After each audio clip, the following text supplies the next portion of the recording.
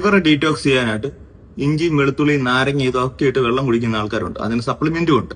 അപ്പം അതിന്റെ ബെനിഫിറ്റ് നമ്മൾ നോക്കിക്കഴിഞ്ഞാൽ ഐഡ് വയറ്റിലെ കൊഴുപ്പ് കുറയുക, ഓവറോൾ വെയിറ്റ് കുറയുക, മെത്തബോളിസം കൂടുക, നമ്മൾ ഉറങ്ങിക്കിടക്കുമ്പോൾ നമ്മുടെ ബോഡി വർക്ക് ചെയ്യിക്കുക. ഇതൊക്കെയാണ് അവർ പറയുന്ന ഒരു ബെനിഫിറ്റ്. അപ്പം നമ്മളൊരു കാര്യം ശ്രദ്ധിക്കേണ്ടത്, നമ്മൾ ഉറങ്ങിക്കിടക്കുമ്പോഴും നമ്മുടെ ബോഡി വർക്ക് ചെയ്യുന്നുണ്ട്. അഥവാ നമ്മുടെ ബോഡി വർക്ക് ചെയ്യുന്നില്ല, അതിന്റെ അർത്ഥം നമ്മൾ ചത്തുപോയി എന്നാണ്. രണ്ടാമത്തെ ഒരു കാര്യം, നമ്മൾ എക്സ്റ്റേണലി ഒരു കാര്യം കൊടുക്കേണ്ട കാര്യമില്ല നമ്മുടെ ലിവർ ഡീറ്റോക്സ് ചെയ്യാനായിട്ട്. അതിന് സ്വന്തമായിട്ട് ഡീറ്റോക്സ് ചെയ്യാനുള്ള ഒരു കഴിവുണ്ട്. അതിന് സമയം കൊടുക്കുക എന്ന് മാത്രമാണ് നമുക്ക് ചെയ്യാൻ പറ്റുന്ന ഒരു കാര്യം.